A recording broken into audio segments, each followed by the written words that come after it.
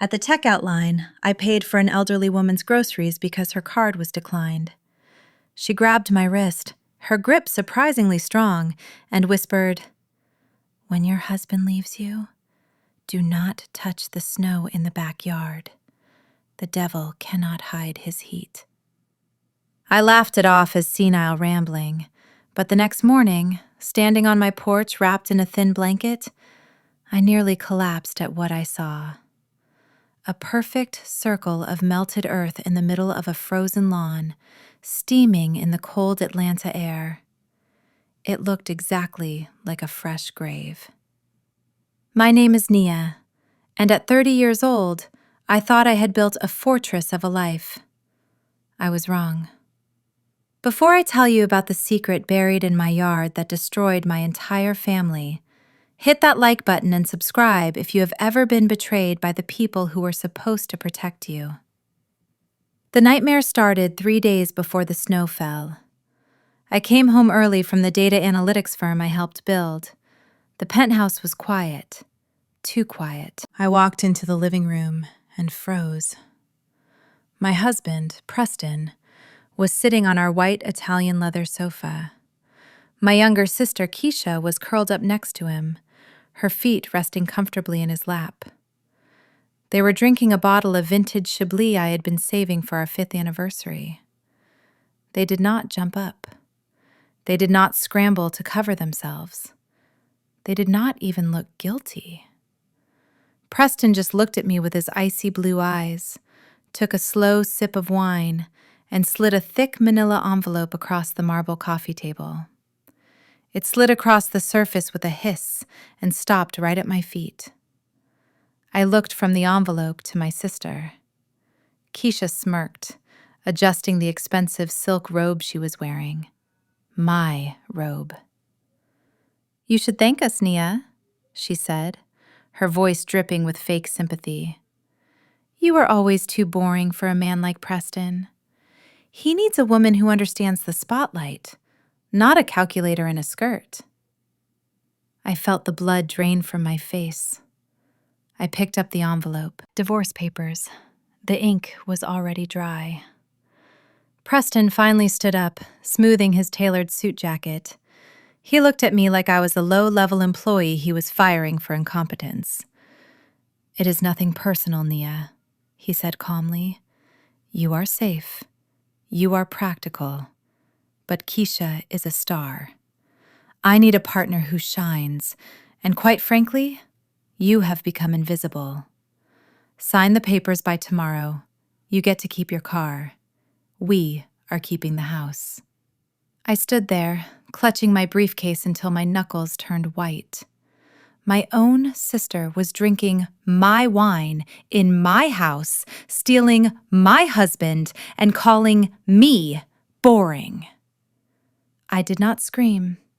I did not throw the wine glass at the wall. I am a data analyst. I process information.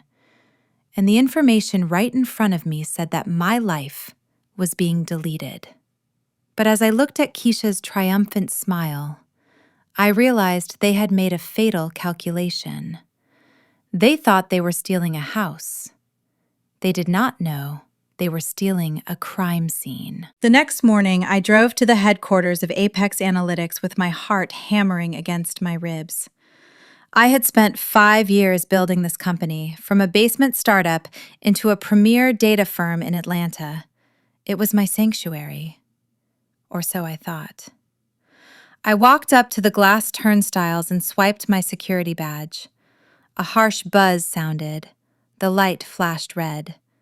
Access denied. I frowned and swiped again. Denied. I looked at the receptionist, a young girl named Sarah I had personally hired and mentored. "Sarah, my badge is malfunctioning," I said, forcing a smile.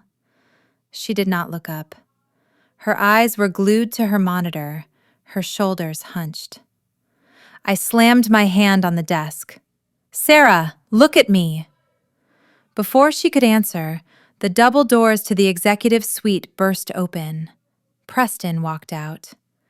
He was not wearing the casual clothes he usually wore to his consulting gig.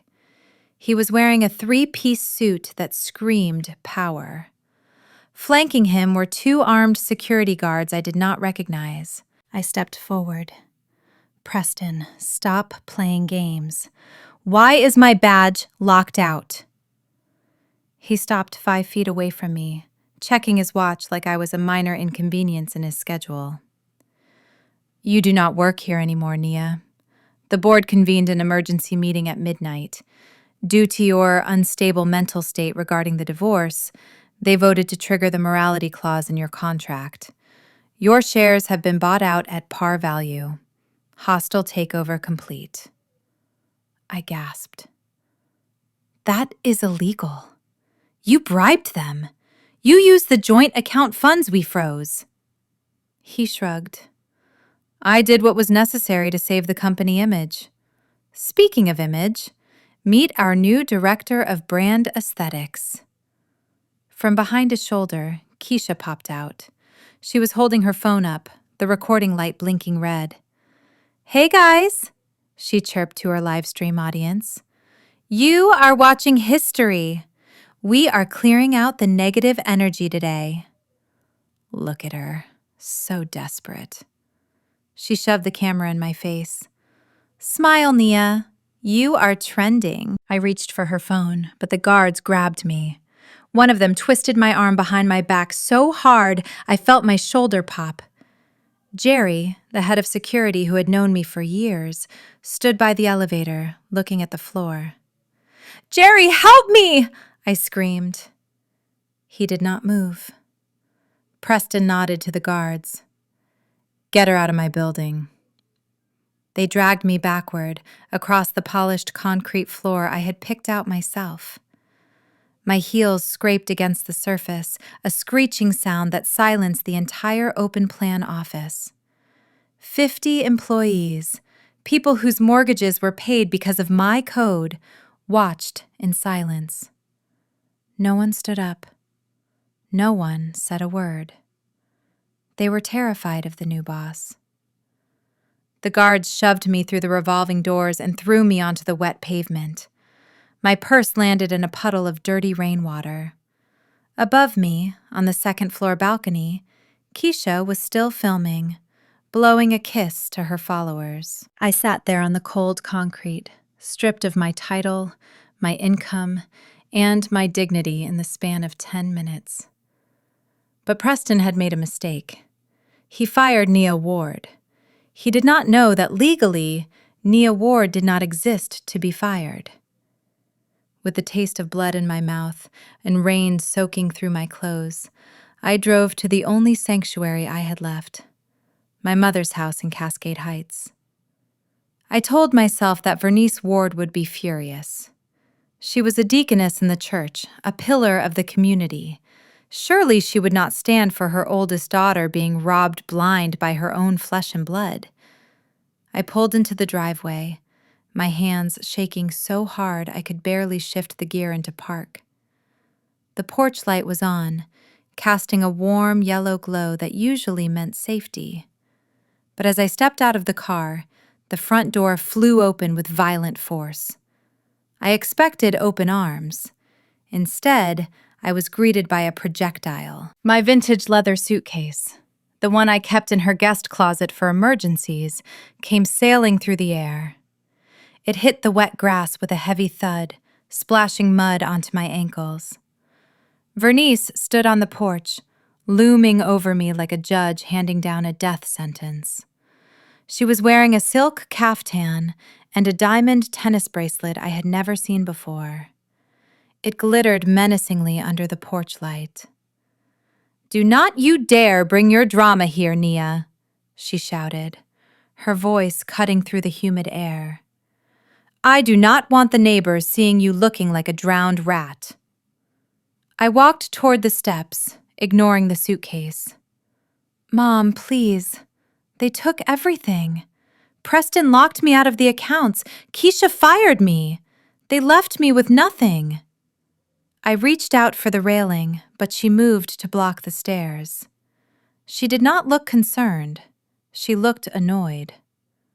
I know what happened, she said coldly. Preston called me. He told me you were making a scene. You need to grow up. I froze. You are taking his side? He is a thief. He is sleeping with Keisha. Vernice let out a sharp laugh. He is not a thief, Nia. He is a businessman. And as for Keisha, she is finally securing her future. Do you know what kind of life Preston can give her? He is a wealthy white man with connections in high finance. He can elevate this entire family. You were holding him back with your small thinking. But Keisha? She shines. She looks good on his arm. She walked down one step, leaning in close so I could smell the expensive perfume she had undoubtedly bought with Preston's bribe money. Listen to me clearly. Preston promised me a 3-bedroom condo in Boca Raton once the wedding is official. Ocean view. Floor-to-ceiling windows. I have spent my whole life taking care of you ungrateful children. I deserve to retire in luxury. I am not letting your jealousy ruin my Florida dream. My stomach twisted. You are selling me out for a condo? I whispered. She straightened up, her face hardening into stone. You are the oldest, Nia. You have always been the strong one, the mule. You can survive on your own. You have your little degrees. But Keisha needs this. She needs to be taken care of. It is your duty to sacrifice for your sister.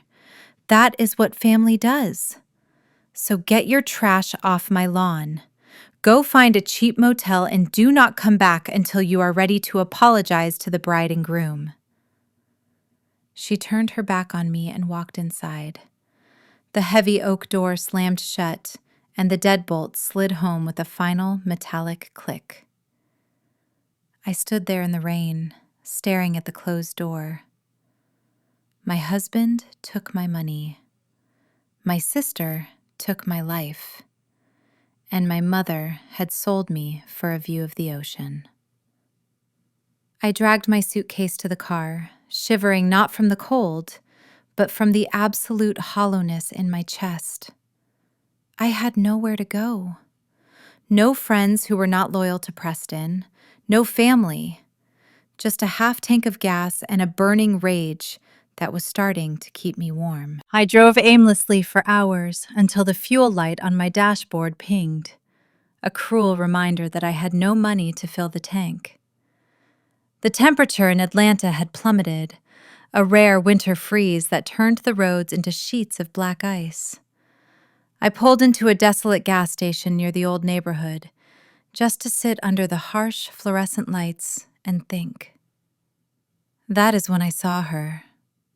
Sitting on a rusted bench at the bus stop across the street, wrapped in a faded wool coat, was Hattie. Hattie had been our housekeeper for 20 years until Preston fired her last month for budget cuts. She had dried more of my tears than my own mother ever had. I ran across the street, my heels slipping on the pavement. "Hattie!" I called out, my voice cracking. She looked up, her eyes milky with age but sharp with recognition. She did not look surprised to see me. She pulled me onto the bench beside her, her hands warm despite the bitter cold. "I know, child," she whispered before I could speak. "I saw the news online. That man has a heart made of coal." I buried my face in her shoulder, finally letting a sob escape. "He took everything, Hattie. The house, the company. Mom even sided with him. She threw me out." Hattie stiffened. She gripped my arm, her fingers digging into my coat with surprising strength. "Listen to me, Nia. He did not take the house because he likes the architecture. He took it because of what is underneath the backyard." I pulled back, wiping my eyes, confused. "What are you talking about?" Hattie looked around nervously, checking the empty street, then leaned close. When I was cleaning the study, I saw maps, old geological maps. And I heard him on the phone talking about extraction rights. Why do you think he fired me? I was asking too many questions about the heavy equipment he was ordering. She pointed a trembling finger toward the direction of my old subdivision. It is snowing tonight, Nia. Go look at the backyard. The snow covers the lies, but it cannot cover the heat. If you want to beat him, you need to see what the ground is rejecting. I left Hattie with the last $20 I had in my glove compartment and drove to the house. My house. The windows were dark. Preston and Keisha must have gone out to celebrate their victory. I parked 3 streets away and trekked through the woods that bordered the property. The cold bit through my thin blouse, numbing my skin, but Hattie's words burned in my mind. I reached the wrought iron fence and squeezed through a gap I used to use as a teenager. The backyard was a vast expanse of white, untouched and silent, except for one spot. Near the old oak tree, in the far corner where my grandfather used to sit, there was a perfect circle of dark, muddy earth. It looked like a wound in the landscape. The snow falling from the sky melted the instant it touched the ground. Steam rose from the soil in faint, ghostly wisps. Hattie was right. The ground was hot. I stepped closer, my boots sinking into the warm mud. What was down there? A geothermal leak? A buried secret? I knelt to touch the earth, but before my fingers could graze the soil, a deafening sound shattered the silence. The perimeter alarm. I had triggered the sensors Preston had just installed. The piercing wail of the security system dropped me to my knees. It was a sound I knew well because I had coded the sensitivity parameters myself 3 years ago to protect my family. Now that same code was treating me like a hostile intruder. Before I could even stand up, the blinding beams of floodlights cut through the darkness, pinning me against the oak tree like a deer in headlights. Then came the sirens, screaming closer and closer until blue and red lights washed over the snow, turning the peaceful white yard into a chaotic strobe light show. I raised my hands, blinded by the glare. "Officers, it is a mistake!" I shouted over the noise. "I live here!" I am Nia Ward. 2 officers stormed through the broken gate with weapons drawn. They did not see a homeowner in distress. They saw a black woman in a high-end neighborhood wearing muddy clothes in the middle of the night. One of them slammed me against the cold brick of the retaining wall. "Stop moving! You are under arrest for criminal trespass and attempted burglary." I gasped as the cold steel of handcuffs bit into my wrists, the metal instantly freezing against my skin. "Check the deed!" I screamed, my face pressed against the rough stone. "My name is on the title. I paid the mortgage." The officer did not even hesitate as he patted me down. "Dispatch already ran the address, ma'am. The sole owner is Mr. Preston Vance. We have no record of a Nia Ward residing at this property. You have no legal standing here." That is when I saw him. The French doors to the master bedroom opened above us, and Preston stepped out onto the balcony. He was still wearing his suit, holding that same glass of wine from earlier. He looked down at the scene, at his wife being manhandled by police in the mud, with the detached curiosity of someone watching a reality TV show. He did not yell. He did not ask them to stop.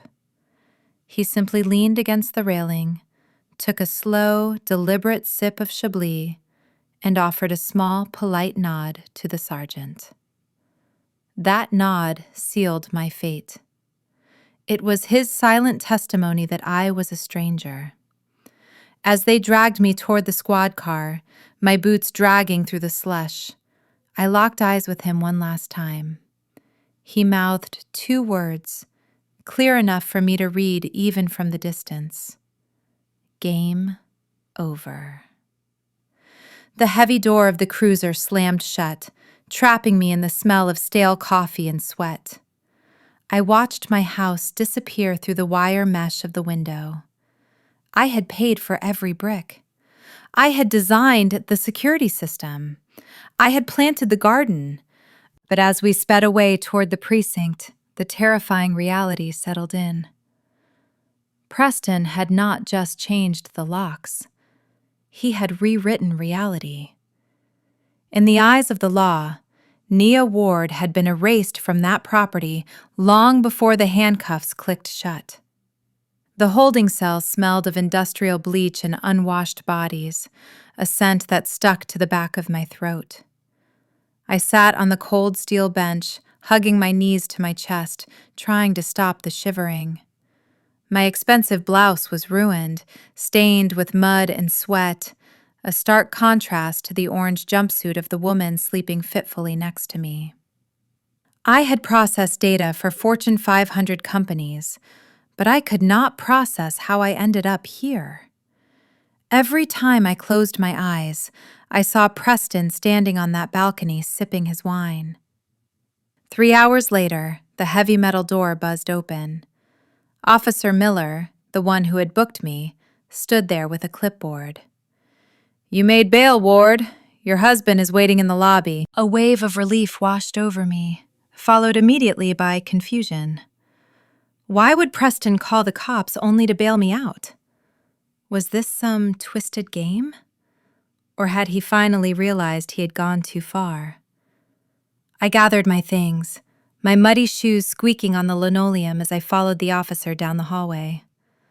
Preston was standing near the exit, looking out at the dark street. He looked immaculate in his charcoal suit, not a hair out of place, completely unaffected by the chaos he had caused. When I approached him, I expected an apology, or at least a smug comment about teaching me a lesson. I did not expect the look of absolute emptiness in his eyes. He did not hand me a coat.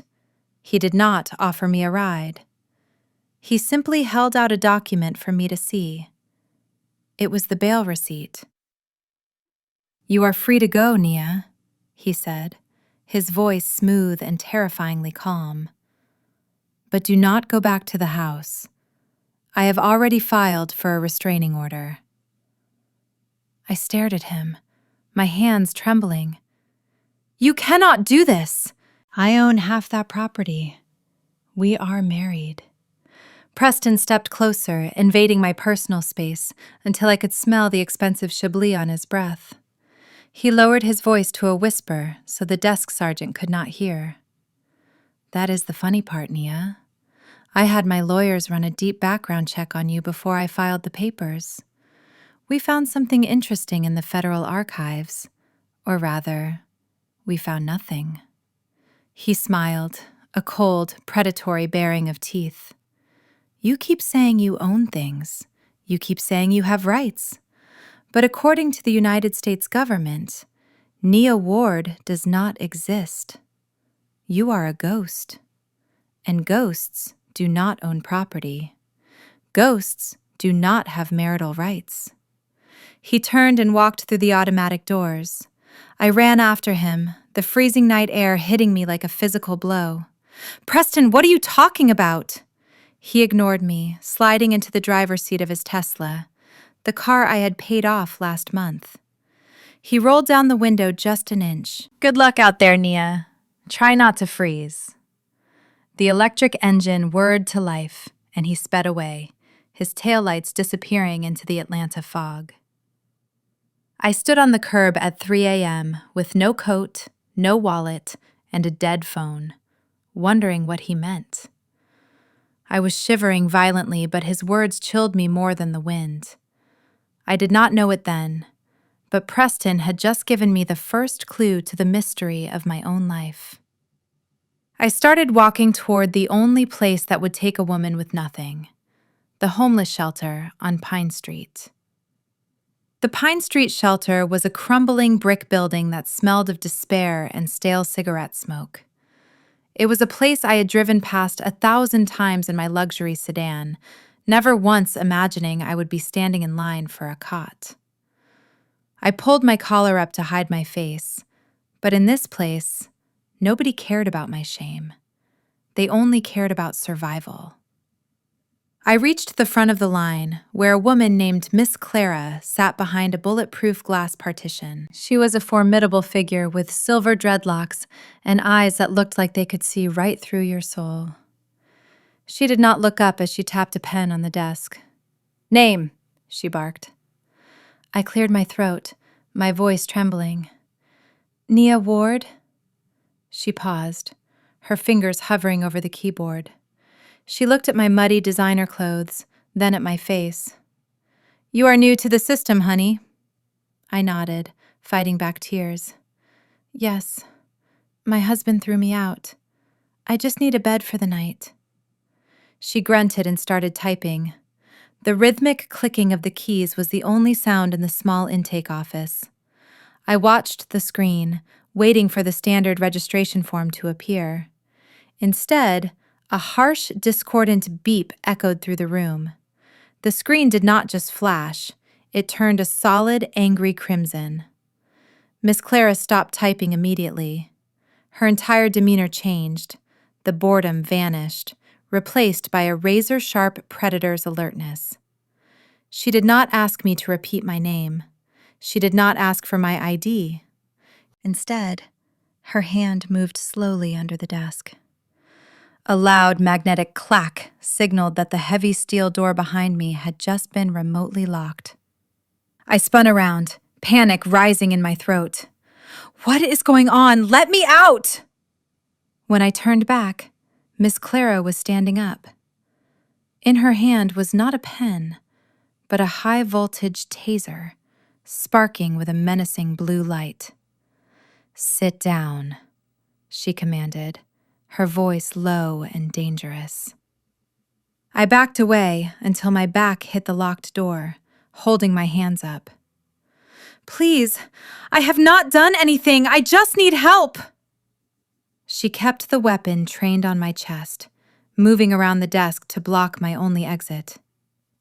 "Who sent you? Was it the feds? Or are you just some sick con artist playing games with a dead girl's memory?" I stared at her, confused and terrified. "I do not understand." "I am Nia Ward. I was born in Atlanta. I have a social security number. I have a life." Miss Clara laughed, a dry, humorless sound that chilled me to the bone. She reached over and spun the monitor around so I could see it. There was my name, Nia Ward. But underneath it, in bold block letters, was a status that made my blood run cold. Deceased. Date of death, May 14th, 1998. Cause of death, drowning. Miss Clara leaned in close, the taser humming in the silence between us. "Honey, according to the United States government, Nia Ward has been rotting in a grave for 26 years. You are not supposed to exist. So you have exactly 10 seconds to tell me who you really are before I call the marshals and have you thrown in a hole so deep you will never see the sun again." My eyes locked onto the pixelated document on the screen. It was a scanned copy of a standard death certificate from Fulton County. The name was mine, the birth date was mine, but the date of death was 26 years ago. Cause of death was listed as accidental drowning in the Chattahoochee River. I felt the room spin. I was 4 years old in 1998. I remembered that summer. I remembered playing in the sprinkler, not drowning in a river. Miss Clara saw the color drain from my face. She saw the genuine, absolute horror that no con artist could fake. Slowly, the blue spark of the taser died down. She lowered her arm but kept her eyes on me. "You really do not know, do you?" She typed a few more commands, opening a financial subwindow. Look right here. Life insurance payout. $500,000. Paid to beneficiaries Vernice and Thomas Ward. The air left my lungs. My parents. My church-going, respectable parents. The memories hit me like a physical blow, a cascade of red flags I had ignored my entire life. I remembered wanting to go to Paris for my senior trip with the French club. Mom screamed at me, forbidding me to get a passport, claiming international travel was dangerous. I remembered when I turned 16 and wanted a driver's license. Dad insisted on driving me to a specific DMV in a rural county 3 hours away. He claimed the lines were shorter, but I saw him slip an envelope to the clerk. They had been managing my existence off the books for 3 decades. My Social Security card, my birth certificate, even the marriage license I signed with Preston. They were all high-quality forgeries or obtained through bribery and loopholes. To the world, I was Nia Ward, but to the federal government, I was a closed file. I had spent 30 years studying, working, paying taxes, and building a career, all while legally rotting in a pauper's grave. My parents had not just neglected me in favor of Keisha. They had harvested me. To them, I was worth more dead than alive. They took that $500,000 and used it to buy the house in Cascade Heights, the same house my mother just kicked me out of. They built their comfortable life, their reputation, and their golden child's future on my tombstone. Preston must have found this out during his background check. That was why he was so confident. He knew he could take everything because legally, I could not own anything. I could not sue him. I could not even report him. I looked up at Miss Clara. Tears were streaming down my face, but behind the tears, a cold, hard logic was forming. Preston said I was a ghost. He thought that made me weak. He thought that meant I was powerless. But as I looked at that death certificate, I realized something else. Ghosts are dangerous for one specific reason. They operate outside the law, and they haunt the living until justice is served. The mirror in the communal bathroom was held together by duct tape and grim determination. I stared at the fractured reflection of the woman staring back at me. She looked exhausted. Her hair was matted, her designer clothes were ruined, and her eyes were red from crying. But as I splashed cold water on my face, the panic that had been gripping my chest began to loosen. I looked deeper into my own eyes and realized something profound. Preston thought he had destroyed me by revealing I was a ghost. He thought he had stripped me of my rights. But he was wrong. He had not disarmed me. He had just handed me the ultimate weapon. I started to laugh. It began as a low chuckle and rose to a sound that echoed off the dirty tile walls. The woman in the stall behind me probably thought I had snapped, and maybe I had. But the logic was crystal clear. If I am dead, I cannot break the law. A dead woman cannot violate a restraining order. A dead woman cannot be sued for defamation. A dead woman has no credit score to ruin and no reputation to protect. My parents had stolen my life to make a quick buck, but in doing so, they had given me total immunity. I was invisible, and there is nothing more dangerous than an enemy you cannot see. I dried my face with a rough paper towel and walked back to the intake desk. Miss Clara was still there, watching me with a mixture of pity and suspicion. She had her hand on the phone, ready to call the authorities. I placed my hands flat on her desk and leaned in. Do not call the marshals, Clara. Call a lawyer. But I do not want a corporate suit. I want a shark. I want someone who hates the system as much as you do." Clara looked at me for a long moment, assessing the new fire in my eyes. Then, slowly, a grin spread across her face, revealing a gold tooth. She put the receiver down and reached into her bag for a burner phone. "I know just the guy," she said. "He owes me a favor for keeping his little brother out of juvie." 30 minutes later, the heavy steel doors buzzed open to admit a young man who looked like he had not slept in a week. His suit was cheap polyester, his tie was crooked, and he carried a briefcase that was held together by electrical tape. This was Marcus. He was a public defender who spent his days in the trenches, fighting for people the city wanted to forget. When Clara explained my situation, the fake death certificate, the insurance fraud, the stolen property, Marcus did not look sympathetic. He looked hungry. He paced around the small office, rubbing his chin. "Let me get this straight," he said, his energy filling the room. "Your husband thinks you are powerless because you have no legal standing. Your parents are sitting on a federal felony that has no statute of limitations because fraud is an ongoing crime. And nobody is looking for you because, on paper, you are rotting in the Chattahoochee River." He stopped and looked at me, a wild excitement in his eyes. "Nia, this is not a legal disaster. This is a tactical nuke. We are not just going to sue them. We are going to dismantle their lives. We are going to use your death to bury them." We sat in that cramped office until dawn, the three of us forming an unholy alliance.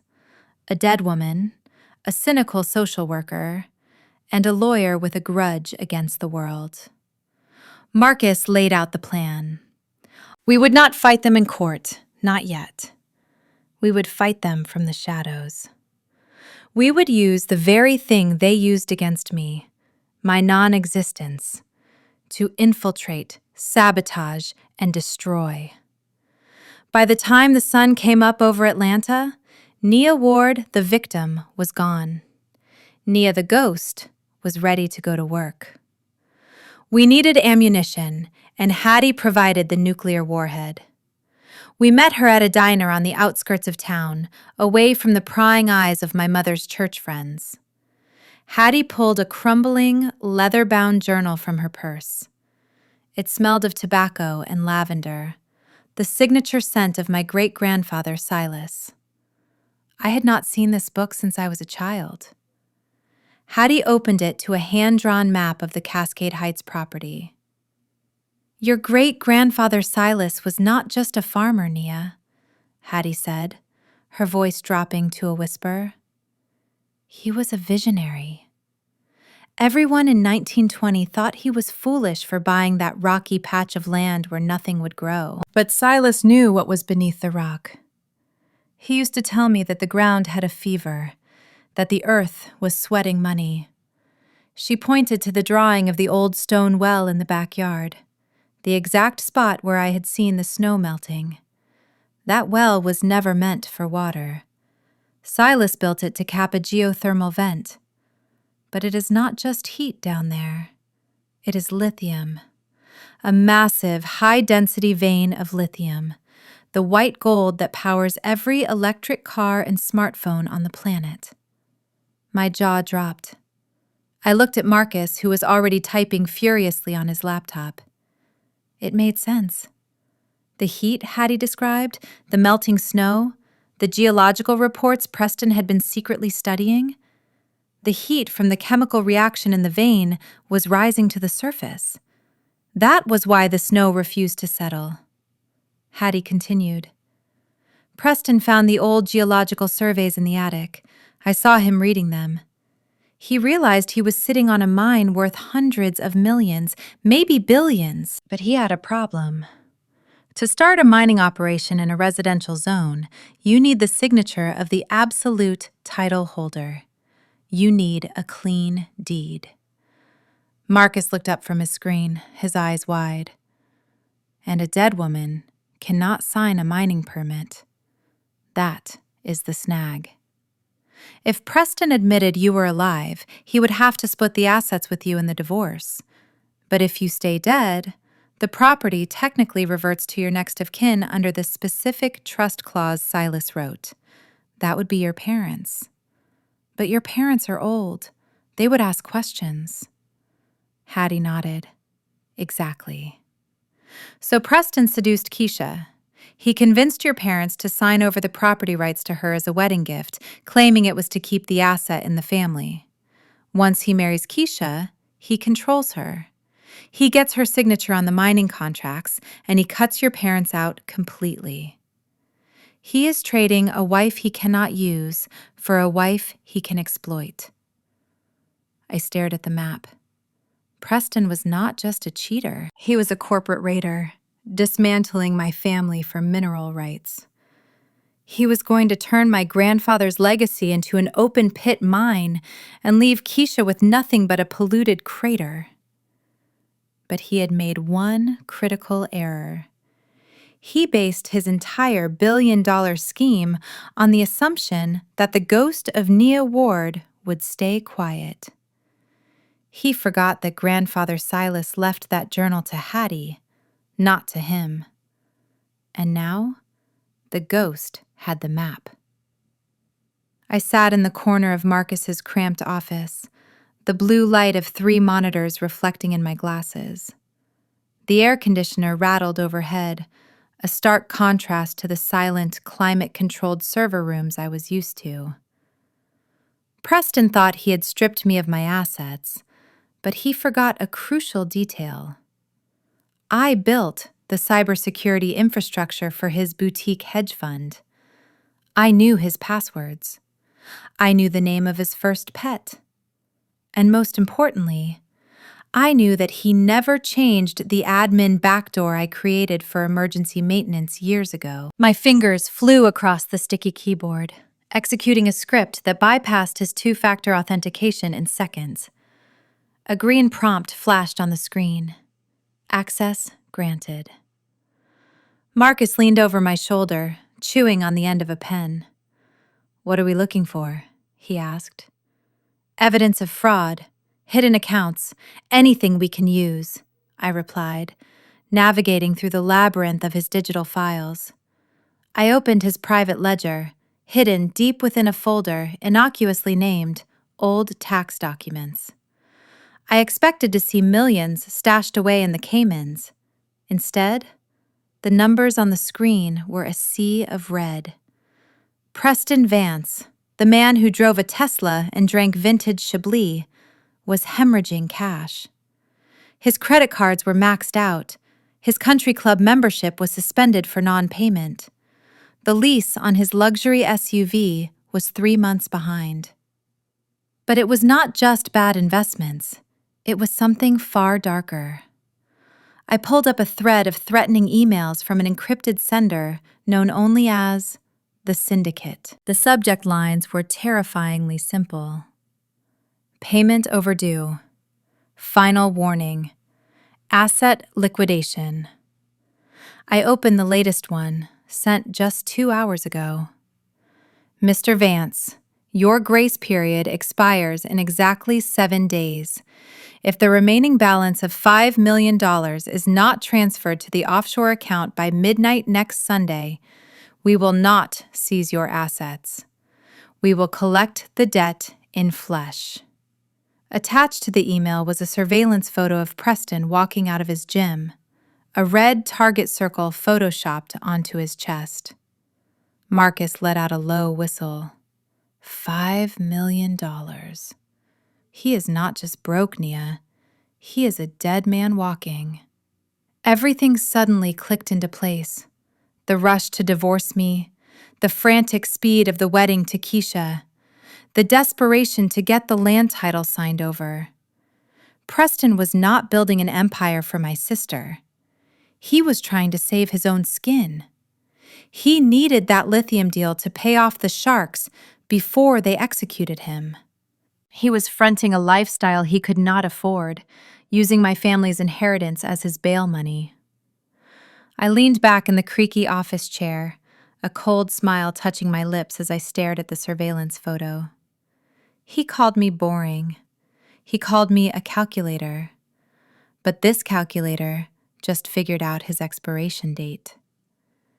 He has a deadline, I whispered, turning to Marcus. 7 days. If he does not sell the land by then, the syndicate takes him out. Marcus looked at me, realizing the implication. So we do not have to destroy him, he said. We just have to delay him. Exactly, I said, closing the laptop with a snap. He is on a timer, and I am about to become the glitch in his system. Hey, my loves, welcome back to the channel. I hope you are manifesting abundance today, because look at what my king just put on my finger. Keisha held her hand up to the ring light, the massive stone fracturing the light into 1,000 sparkles. She tilted her head, perfecting the angle for her 200,000 followers. Preston just knows how to treat a woman who knows her worth. No more settling for dusty behavior, ladies. Level up.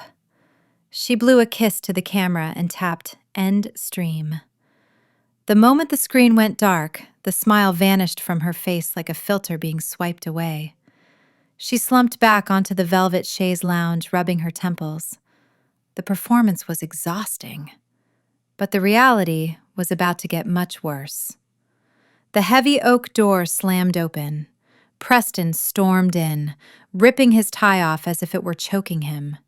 He did not look like the doting fiancé she had just described. He looked like a cornered animal. His eyes darted around the room until they landed on the bright orange shopping bag sitting on the vanity. An Hermes Birkin. The trophy she had bought herself to celebrate the engagement. "What is that?" Preston barked, pointing a shaking finger at the bag. Keisha sat up, trying to maintain her bravado. "It is a gift. From me to me." "I need to look the part for the wedding photos, right? You said image is everything." Preston crossed the room in 2 strides and grabbed the bag. He upended it, dumping the $30,000 leather purse onto the floor. "Take it back," he snarled. "Take it back right now and get a refund." Keisha stood up, her voice rising. "Excuse me? You just bought $1 million ring. Why are you tripping over a bag? We are rich, Preston. Act like it." Preston laughed, a harsh, barking sound. He grabbed her wrist, pulling her close. "That ring is a prop, Keisha. Just like this apartment, just like you. We are not spending liquid cash on leather sacks. We are bleeding money until that land deal goes through. Do you understand me? You do not spend a dime unless I approve it." He released her wrist with a shove and stormed out, kicking the bag across the room as he left. Keisha stood there, trembling. She looked down at the massive diamond on her finger. Under the harsh bedroom lights, without the ring light to enhance it, the stone looked dull. It looked cloudy. For the first time, a cold knot of fear tightened in her stomach. She had betrayed her sister to secure the bag, but looking at the man storming down the hall, she realized she might have just sold her soul for cubic zirconia. She picked up her phone to call Mom, but stopped. She could not admit Nia was right. She was trapped in the castle she had stolen, and the walls were starting to close in. The weapon I chose for the first strike was not digital. It was paper. A single, crisp photocopy of the death certificate my parents had signed 26 years ago. I did not include a note. I did not include a threat. I simply highlighted the date of death in neon yellow marker and addressed the envelope to Mrs. Vernice Ward. I did not send it to Preston. Preston was a sociopath who would just burn it. I sent it to the weak link. I sent it to my mother. I parked my rental car 2 blocks away from the house I grew up in, watching through a pair of binoculars as the mail carrier walked up the driveway. It was a beautiful Tuesday morning. The birds were singing, the lawn was manicured, and Vernice Ward was sitting on her porch swinging chair, drinking herbal tea and reading a Bible study guide. She looked the picture of pious tranquility. Then the mailman handed her the stack of envelopes. She smiled at him, the same fake sweet smile she used on the church deacons. I watched her flip through the bills and junk mail until she reached the plain white envelope with no return address. She used a silver letter opener to slit the top. She pulled out the document. Even from this distance, I saw her body go rigid. The teacup slipped from her hand and shattered on the porch, spilling hot liquid over her slippers, but she did not even flinch. She just stared at the paper, her chest heaving. The ghost of her past had just walked onto her porch and sat down next to her. She scrambled for her phone, her fingers fumbling over the screen. I did not need to hack her line to know who she was calling. I could see her mouth moving frantically, her eyes darting around the yard as if she expected the police to jump out of the bushes. On the other end of the line, Preston was likely in a meeting, but he picked up. I imagined the conversation perfectly. Vernice was hysterical. "She sent it, Preston. She knows. She sent the certificate. She is going to turn us in. We are going to prison." I could practically hear Preston's voice, smooth and condescending, trying to talk her off the ledge. "Calm down, Vernice," he would say. "Think about it. She cannot go to the police. If she walks into a precinct and shows them that paper, she admits to using a fake identity for 30 years. She would be arresting herself. She is bluffing. She is trying to scare you because she is desperate. She is a ghost, Vernice. And ghosts cannot testify in court without exposing their own crimes." I lowered the binoculars, a cold satisfaction settling in my chest. Preston was predictable. He was betting on my self-preservation. He thought I was still the old Nia, the rule follower, the woman who was terrified of getting in trouble. He thought the threat of jail time for identity fraud would keep me silent. He was right about the legal gridlock, but he was wrong about me. He did not understand that when you have lost your home, your name, and your dignity, you stop fearing consequences. He thought he had checkmated me. He did not realize I was not playing chess anymore. I was playing waiting games. And now that I had rattled the cage, I just had to wait for them to make a mistake. The next morning, Preston walked into the private wealth division of First Sovereign Bank, looking like a man who owned the world. He was wearing a navy bespoke suit and carrying a leather portfolio that contained the fraudulent appraisal documents for the land. From the security feed Marcus had tapped into, I watched him shake hands with Mr. Henderson, the senior loan officer. Preston was smiling that shark-like smile, confident that his charm would bulldoze through any red tape. He needed $5 million liquid cash by Sunday, or the syndicate would collect their debt in blood. He thought this meeting was a formality. He was wrong. I watched Mr. Henderson open the file on his desk. He did not smile back. He adjusted his glasses and looked at Preston with the kind of pity reserved for terminal patients. "Mr. Vance, I am afraid we have hit a snag." Preston laughed, a dismissive sound that echoed in the quiet office. "What kind of snag, Henderson? My credit is impeccable. The land is appraised at $50 million. Just cut the check so I can get back to my wedding planning." Henderson slid a single sheet of paper across the mahogany desk. "It is not your credit, Mr. Vance. It is the collateral. As of 9 o'clock this morning, a formal notice of dispute was filed against the property title, a lis pendens. It effectively freezes the asset. We cannot issue a mortgage on a property with a clouded title." Preston went rigid. His charm evaporated instantly, replaced by a terrifying intensity. Who filed it? Who disputed the title? The owner is dead. Henderson looked at his computer screen nervously. The claimant is anonymous, Mr. Vance, but the filing cites a federal investigation regarding insurance fraud and identity theft linked to the original deed. Until this is resolved, the bank cannot touch that land. It is radioactive. Preston stood up so fast his chair tipped over backward, crashing onto the marble floor. "That is a lie!" he screamed, his voice cracking with desperation. "There is no investigation. This is a glitch. Override it. I need that money today." Henderson reached for the silent alarm button under his desk. "I cannot override federal flagging, Mr. Vance. Please lower your voice or I will have to ask you to leave."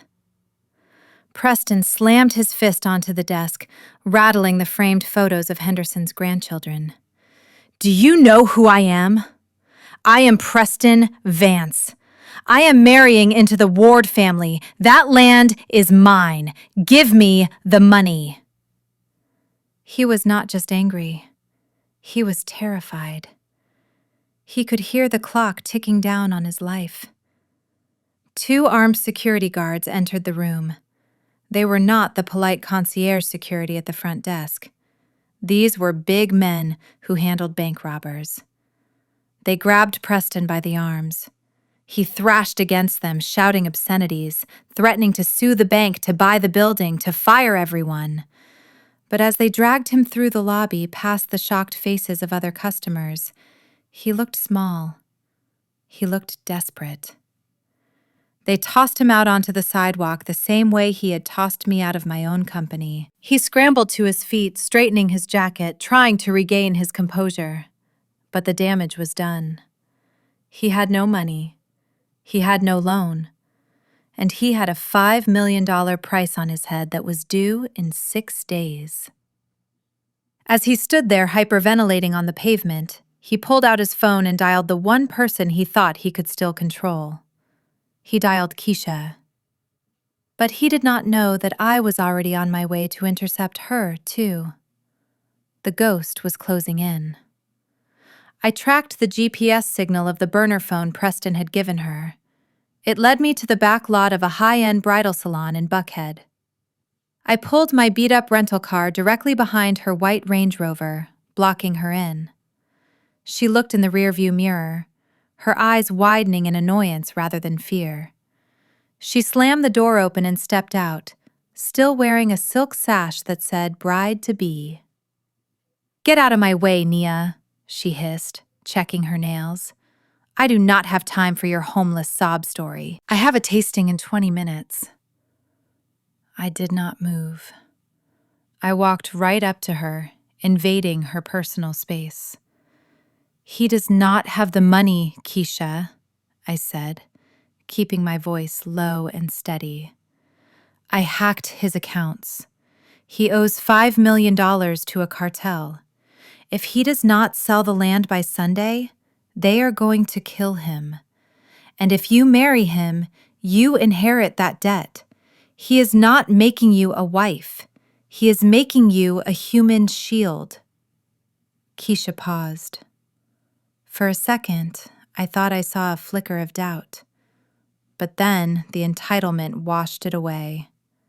She laughed, a cruel, high-pitched sound. "You are pathetic," she spat.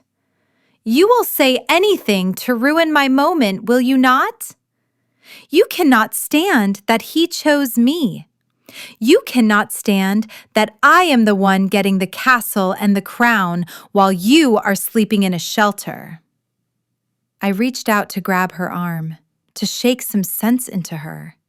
"He is going to destroy you." Smack. The sound echoed across the empty asphalt. Her hand connected with my cheek, sharp and stinging. I tasted blood. She leaned in, her face twisted in an ugly sneer. "Wake up, Nia. Nobody cares about the truth. They care about the winner. And I am going to be a queen." Now move your trash car before I call the police and tell them a crazy woman is attacking me. She shoved past me, got back into her Rover, and revved the engine. I moved my car, watching as she peeled out of the lot, tires screeching, leaving a cloud of exhaust in her wake. I touched my burning cheek, watching her taillights fade into the traffic. I had come here to offer her a life raft. I had risked exposure to save my little sister.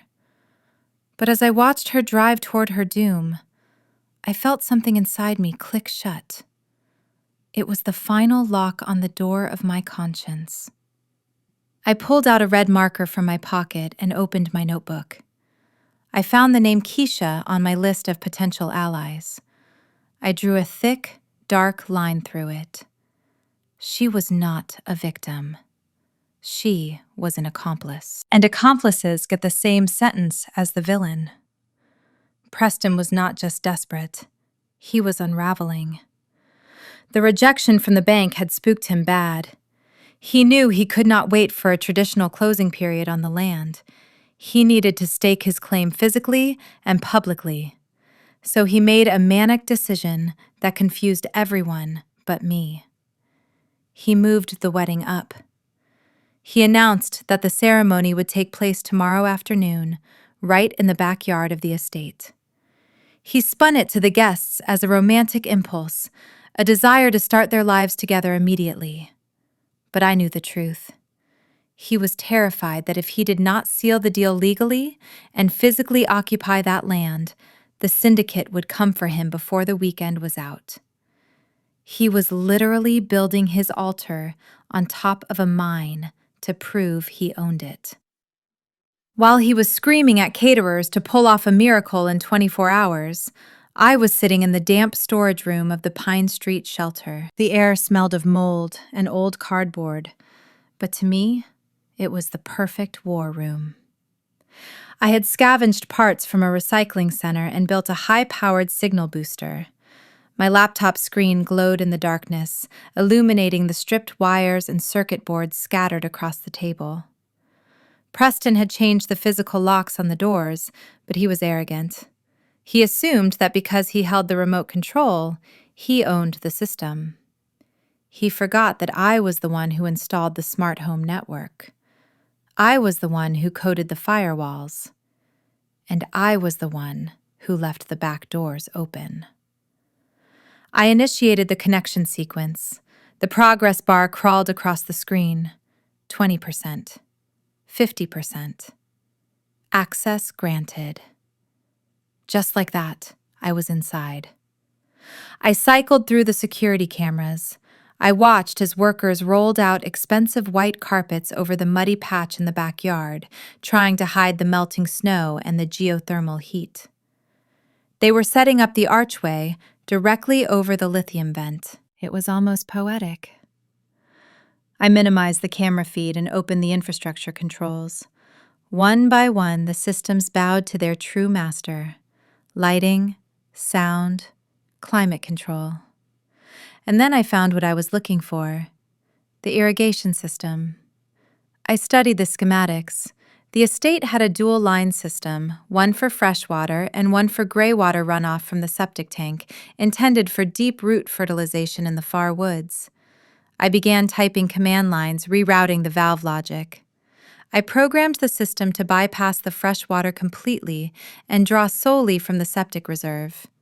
I targeted the sprinkler heads lining the aisle in the main altar. I set the timer to synchronize with the vows. I did not want a drizzle. I wanted a deluge. I watched Keisha on the screen practicing her walk down the aisle.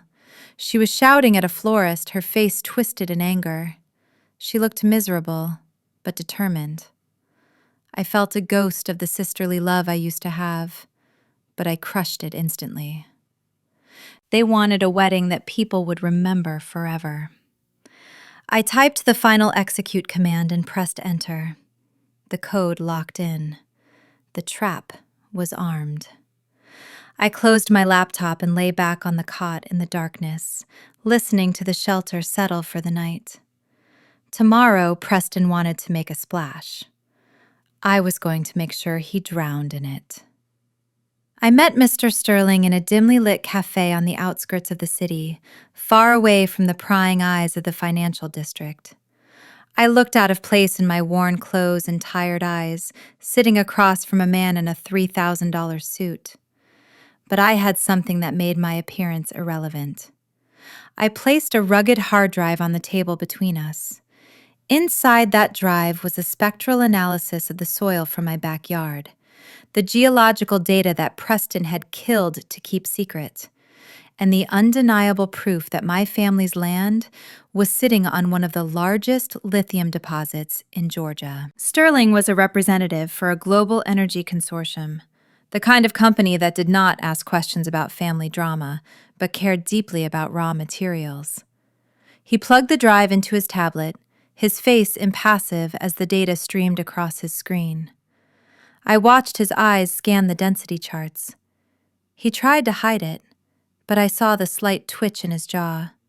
He knew exactly what he was looking at. This was not just dirt. This was the future of the battery industry.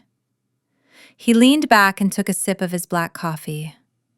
"The data is impressive, Ms. Ward. Or should I say, the late Ms. Ward." He smirked slightly, acknowledging the absurdity of my legal status. "Our geologists have suspected this vein existed for years, but we never had the core samples to prove it. You have just handed us the keys to the kingdom. We are prepared to make an offer." He slid a piece of paper across the table. The number written on it made my breath catch in my throat. $50 million. It was enough money to buy my life back 10 times over. It was enough to bury Preston and my mother in legal fees for the rest of their miserable lives.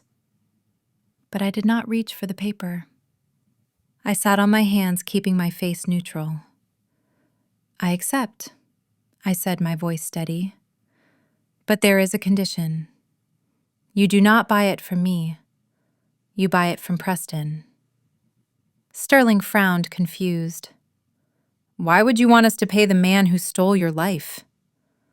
"Because," I said, leaning in close, "he cannot close the deal without the original deed, and I know exactly where it is buried." I explained the trap. Sterling listened, his expression shifting from confusion to admiration. He realized that I was not just selling land, I was orchestrating an execution. I needed him to send the official offer to Preston tonight, right in the middle of his wedding rehearsal. I needed the offer to be contingent on producing the original localized deed, which was inside the black box buried under the altar. Sterling tapped his pen on the table, considering the risk. Then he smiled a shark-like grin that matched my own. "We want the lithium, Nia. If destroying your ex-husband is the price of doing business, then consider it done. We will send the offer at 8 o'clock sharp, with a clause that requires immediate physical verification of the deed." He stood up, shaking my hand. It was the first time in weeks that someone had touched me with respect instead of contempt. As he walked away, I looked at the contract on the table. Preston wanted to be a rich man. I was about to make him the richest man in the graveyard. I finished my coffee and walked back out into the cold, ready to watch the dominoes fall.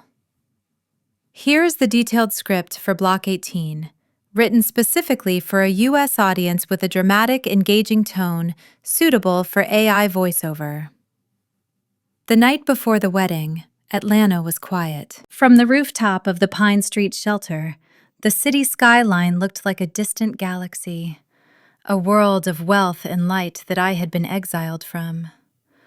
I pulled my thin coat tighter against the wind, but for the first time in weeks, I did not feel cold. I felt focused. Down below, the city slept, unaware that a war was about to start in the morning. I looked at the burner phone in my hand. The timer I had set on the irrigation system was counting down silently. 14 hours until the I do's. 14 hours until the sprinklers turned a fairy tale wedding into a hazardous waste site. 14 hours until Preston realized that the woman he erased was holding the eraser. My phone buzzed. It was a text from Marcus. "The paperwork is ready. Sterling sent the offer. The trap is set. Get some sleep, Ghost." I didn't sleep. I couldn't. Instead, I thought about the little girl I used to be. The girl who desperately wanted her mother's approval. The girl who worked double shifts to buy her sister nice things. The girl who trusted a man because he bought her flowers. That girl was dead.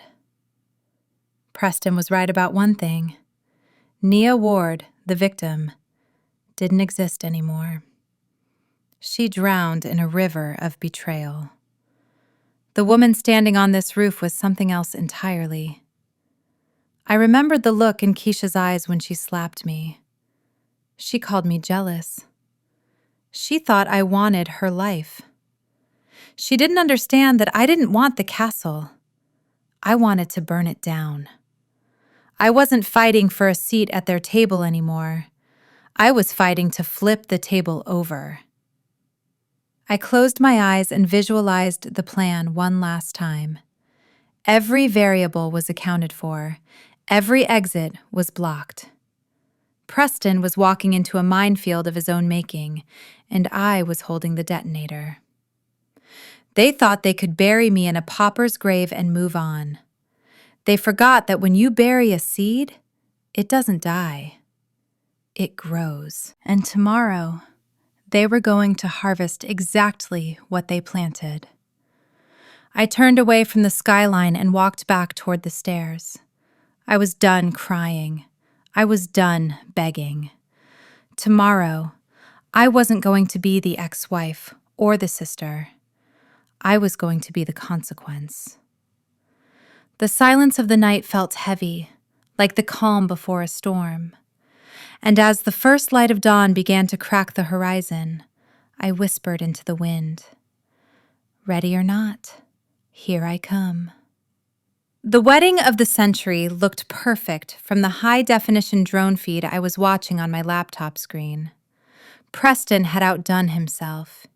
He had covered the muddy, heat-leaking patch of earth with a raised platform adorned with thousands of imported white roses. The scent of flowers was meant to mask the sulfur smell of the lithium vent below, a final layer of perfume on a rotting corpse. The guests were the elite of Atlanta.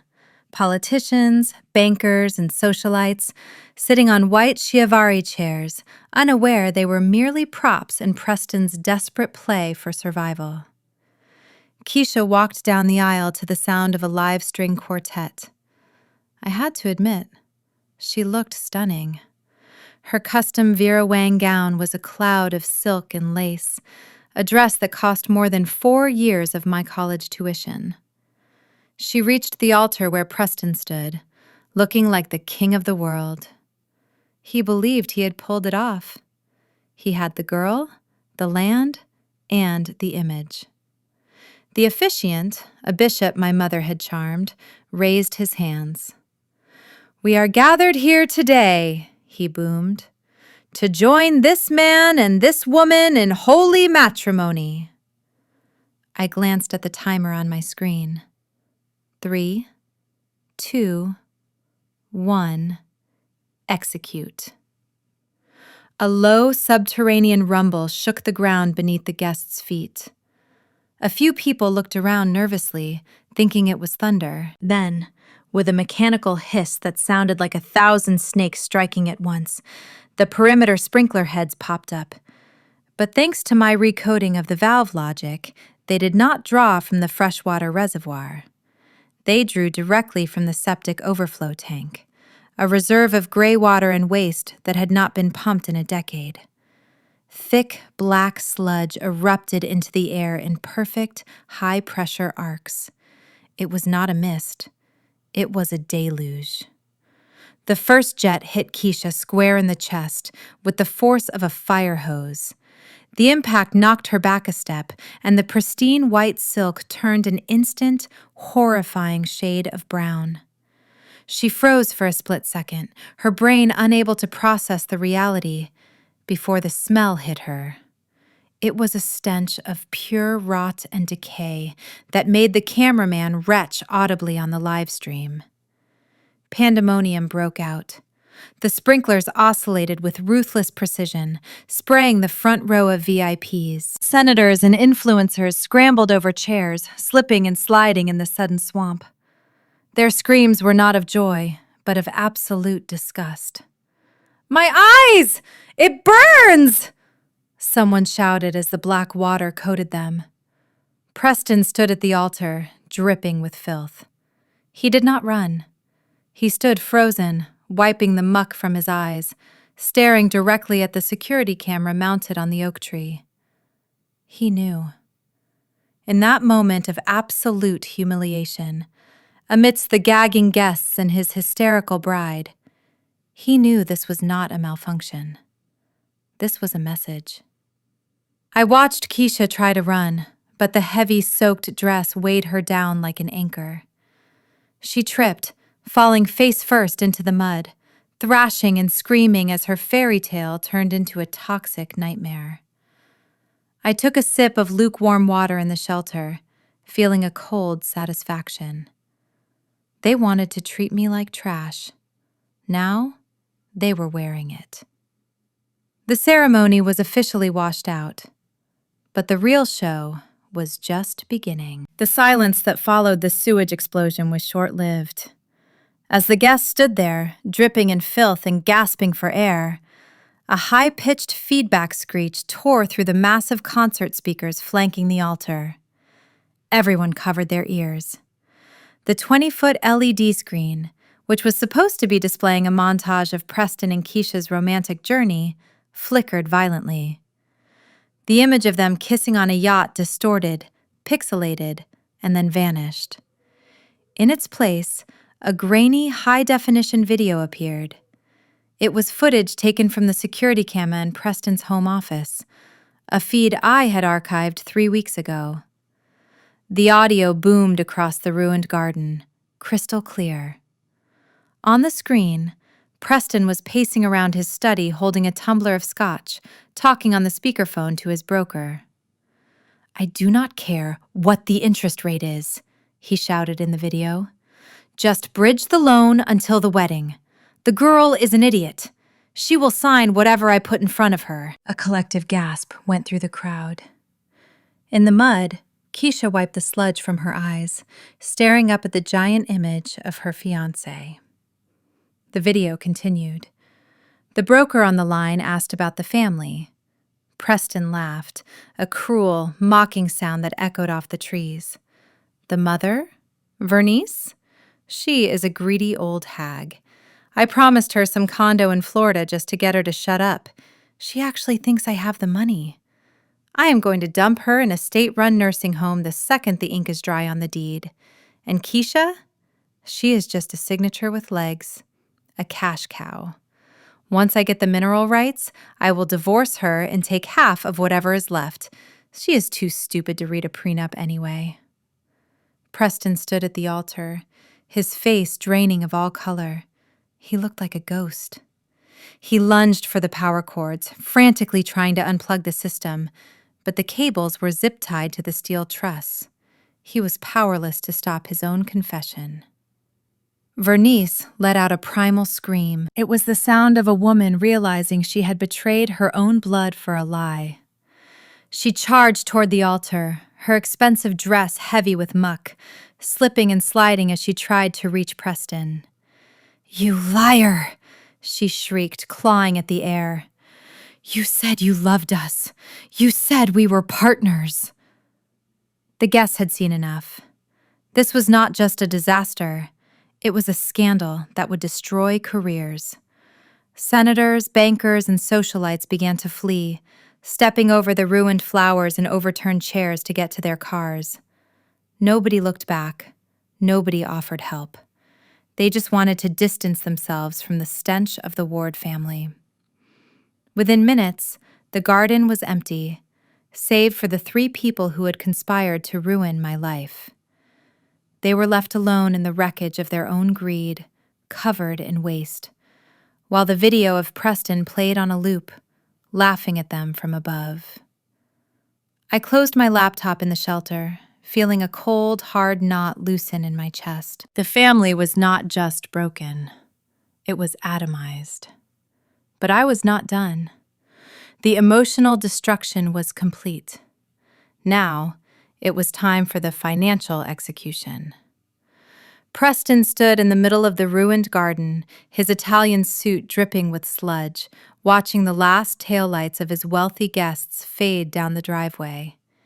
He was trembling, not from the cold, but from the adrenaline of a man who knows he is already dead. The humiliating video had stopped playing, but the silence that followed was louder than the screams.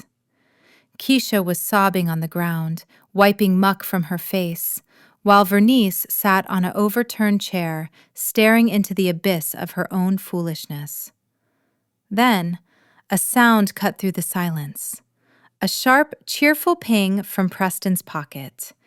It was his priority notification tone, the one reserved for wire transfers and high-stakes deals. He fumbled for his phone with shaking, slippery hands. I watched from my laptop screen as he wiped the screen on his sleeve and squinted at the message. His eyes went wide. The color returned to his face in a rush. He let out a choked laugh, then a shout. "We're saved!" he yelled, holding the phone up to the sky like a religious artifact. "Look at this!" He ran over to Keisha and yanked her up by her arm, ignoring her wince of pain. "Stop crying, you idiot! Look! It is the consortium. They just emailed. They want the land. Tonight." I knew exactly what the email said because I had drafted it myself. It was a formal offer letter from the fictional Apex Mineral Group, offering $50 million in immediate liquidity for the mineral rights. But there was a catch, highlighted in bold text. Due to the volatile nature of the lithium market, this offer expires in 3 hours. Funds will be released upon physical verification of the original geological survey box, known as the Black Box, historically buried at the survey site, the well, to prove pre-zoning compliance. 50 million, Preston gasped, his greed instantly overriding his shame. That pays off the debt. That buys us a new life. We can move to Europe. We can leave this mess behind.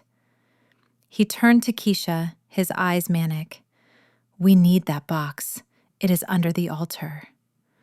Keisha pulled away, shivering. "Are you crazy?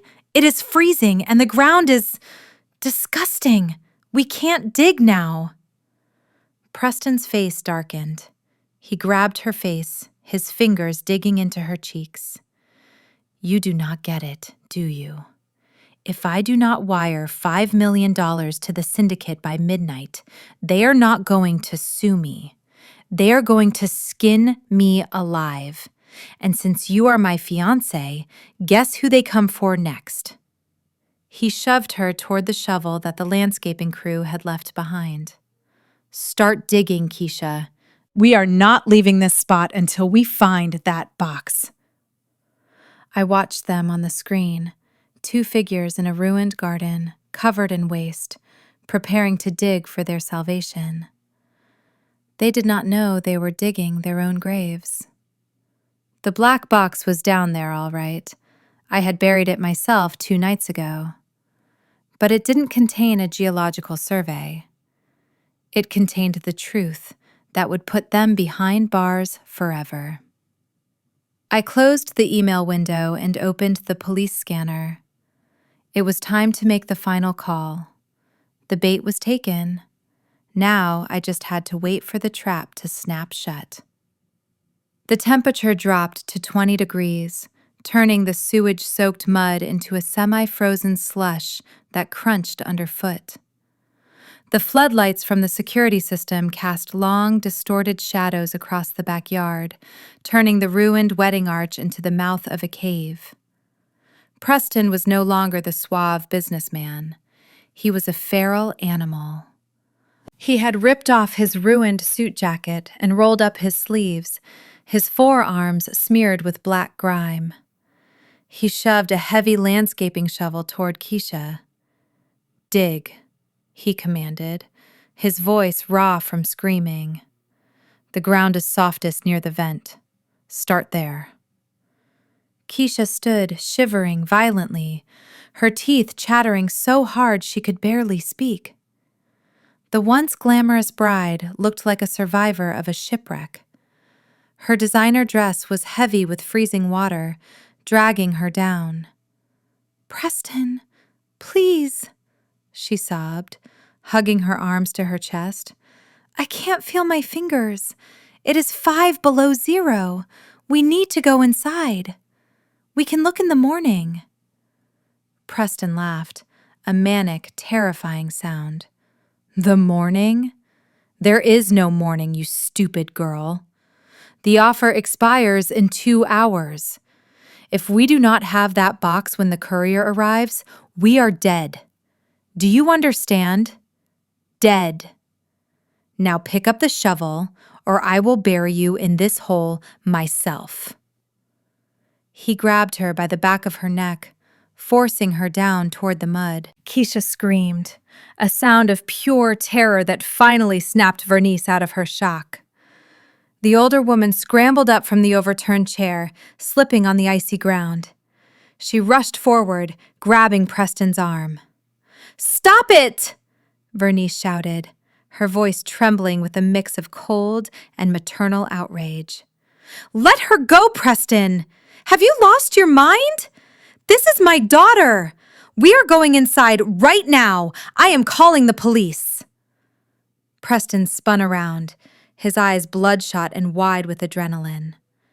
He looked at Vernice not as a mother-in-law, but as an obstacle. With a snarl of pure contempt, he shoved her. It was not a gentle push. He put his full weight into it. Vernice flew backward, her arms flailing, and landed hard in a pile of melting snow and sludge. She gasped, the wind knocked out of her, staring up at him in absolute disbelief. The man she had praised, the man she had chosen over her own firstborn, had just assaulted her. "You do not call anyone," Preston spat, looming over her. "You wanted the condo? You wanted the luxury retirement? Then shut up and let me work. I am the only reason this family isn't living in a gutter. I own this house. I own this land. And right now, I own you." He turned back to the steaming patch of earth near the well, grabbed the shovel himself, and drove it into the ground with a grunt of exertion. He began to dig furiously, tossing heavy clumps of wet, black earth over his shoulder. He was digging for his life, fueled by the delusion of $50 million. I watched from the safety of the shelter, feeling a cold detachment. He was tearing up the earth to find his salvation. But all he was doing was digging the evidence pit for the police. The box was down there, waiting like a time bomb. And he was just a few feet away from detonating his own destruction. The sound of the shovel slicing into the wet earth was the only rhythm in the freezing night.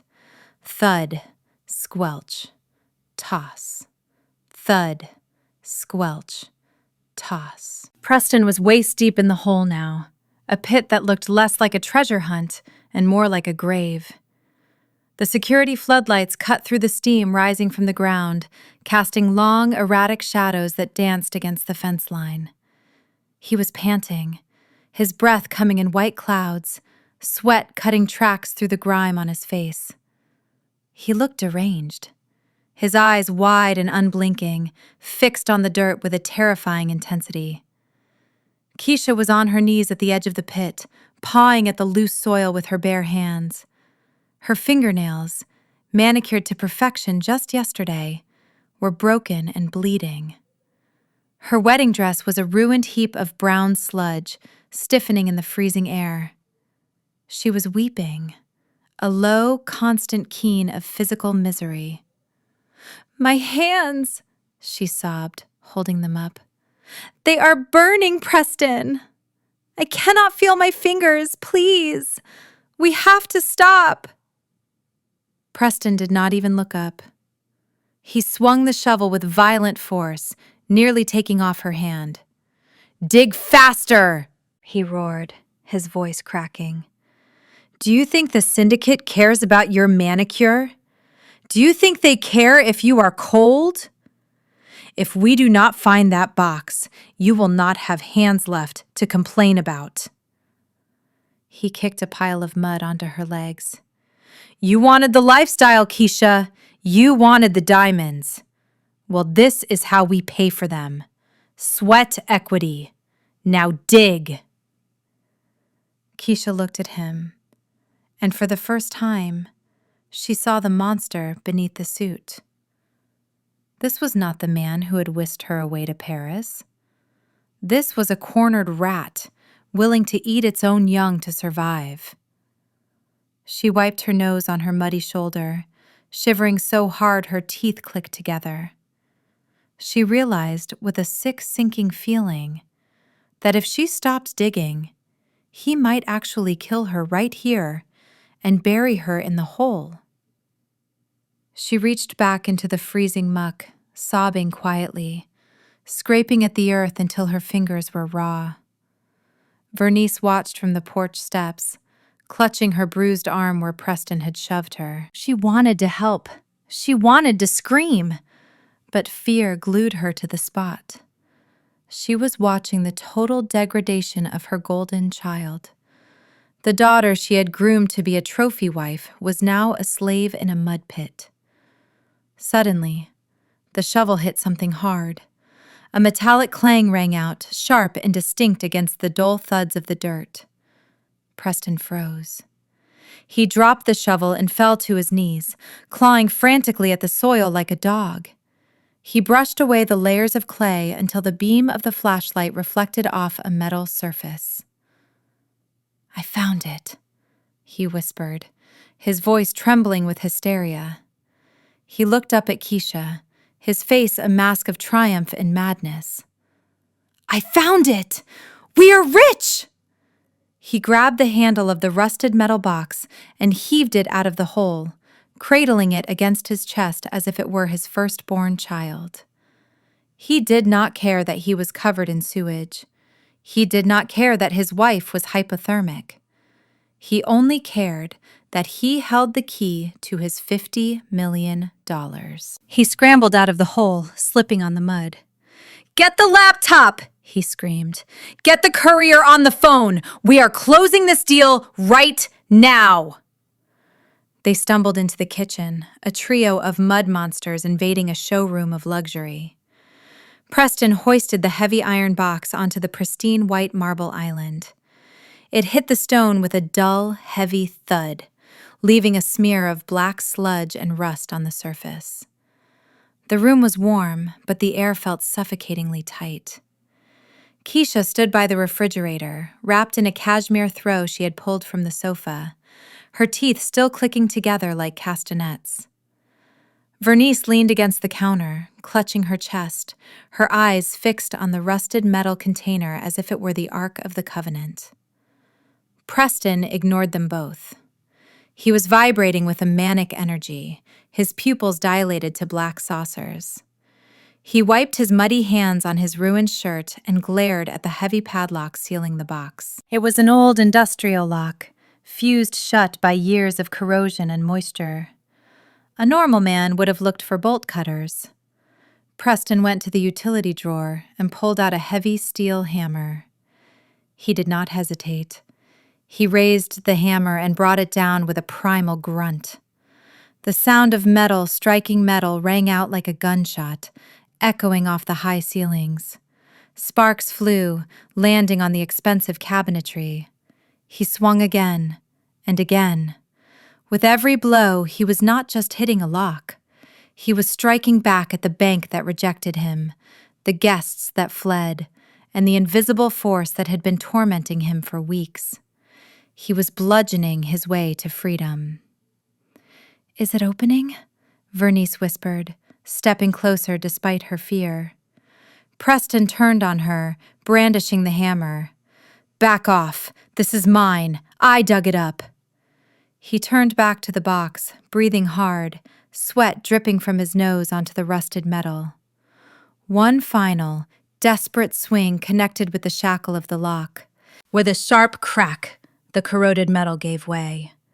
The lock shattered, falling onto the marble counter in pieces. Preston dropped the hammer. His hands were shaking so badly he could barely grip the lid. He looked up at the ceiling, letting out a breathless, hysterical laugh. $50 million, he muttered. "We are going to be legends, Keisha. We are going to buy the whole world." He gripped the cold, sharp edges of the lid. The hinges screamed in protest, a high-pitched shriek of metal grinding against rust. Slowly, agonizingly, he levered the box open. He leaned over, blocking the view from the women, his face illuminated by the under-cabinet lighting. He expected to see the yellowed parchment of a 1920s land deed. He expected to see geological maps. He expected to see his salvation. He stared into the box. For 10 seconds, he did not move. He did not breathe. The manic grin froze on his face, then slowly, terrifyingly, began to curdle into a mask of absolute confusion. He blinked, once, twice, as if trying to force his brain to process the visual input. The box was not empty, but it did not contain land rights. It contained something far more personal and far more deadly. Preston reached into the rusted interior of the box, his fingers brushing against a heavy, waterproof plastic bag. He pulled it out, the plastic crinkling loudly in the silent kitchen. It was not a scroll or a map.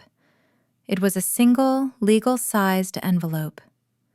He ripped the plastic open with his teeth, spitting out a piece of the seal, and snatched the document inside.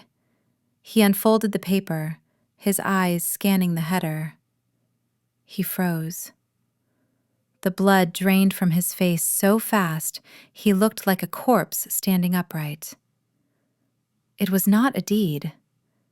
It was a certificate of death. Vernice peered over his shoulder and let out a strangled gasp. It was the original forgery. The document she and her late husband had filed 26 years ago. Nia Ward, date of death, May 14th, 1998. But that was not what made Preston's hands shake uncontrollably. It was a second document stapled to the back. It was a sworn affidavit dated 3 weeks before Preston and Nia's wedding. It was a legal acknowledgement of the fraud, stating that the undersigned was aware of the false identity and agreed to keep the secret in exchange for 50% of all future family assets. The signature at the bottom was bold, arrogant, and undeniable. Preston Vance. Vernice stepped back, her hand covering her mouth. "You knew," she whispered, her voice barely audible. "You knew before you even married her. You did not marry her for love. You married her because you knew she was a ghost. You knew you could rob her blind and she could never go to the police. You have been blackmailing us this whole time." Preston crumbled the paper in his fist. "Shut up!" he screamed, but his voice lacked its usual power. He looked back into the box. There was one more item. An old, battery-operated dictaphone, the kind my father used to use for his sermons. Preston's thumb hovered over the play button. He didn't want to press it, but he had to know. He clicked play. The tape hissed for a moment. the sound of the past coming back to haunt the present. Then, my father's voice filled the luxury kitchen, tinny but unmistakable. "If you are listening to this, then Preston has finally made his move," Thomas Ward's voice said. "I am recording this as insurance. We committed a sin, Vernice and I. We killed our daughter on paper to save ourselves from bankruptcy. But we made a deal with the devil. Preston found out. He threatened to turn us in unless we gave him the company, the house, everything. He is not our savior, Vernice. He is our captor. I am burying this proof because I am a coward, but maybe, just maybe, Nia will find it, and if she does, God forgive us." The tape clicked off. The silence in the kitchen was heavy, suffocating. Preston stared at the recorder, his chest heaving. He had come looking for a fortune. Instead, he had dug up a confession. He had dug up the proof of his own extortion racket, and he had done it all while standing in the middle of a trap I had designed specifically for him. Keisha, who had been shivering in the corner, stood up slowly. She looked from the death certificate to the tape recorder, and then at the man she was supposed to marry. The realization hit her like a physical blow. He did not love her. He did not love the family. He had been holding a gun to their heads for 5 years, and now the police were not just coming for a fraud investigation. They were coming for a conspiracy. Preston looked at the clock. 1 hour left on the offer. He looked at the damning evidence on the counter. He grabbed the lighter from the counter drawer. "Burn it," he hissed, his eyes wild. "We burn it all, right now." But as he sparked the flame, the red and blue lights of sirens washed over the kitchen window, painting his terrified face in the colors of the law. The flame in Preston's hand flickered and died, extinguished not by the wind, but by the sheer, crushing weight of the situation. The kitchen was no longer a sanctuary. It was a fishbowl pulsating with the strobe light panic of red and blue police sirens. A voice, amplified by a military-grade megaphone, shook the glass of the French doors. Federal agents. "Come out with your hands above your heads! Do it now!" Preston looked at the lighter, then at the death certificate, and finally at the terrified women. He knew it was over.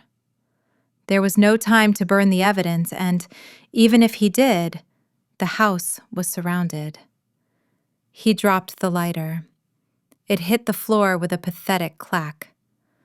Slowly, defeated, he raised his muddy hands. He marched Keisha and Vernice out through the shattered doors and into the freezing backyard, the scene of his ruined wedding.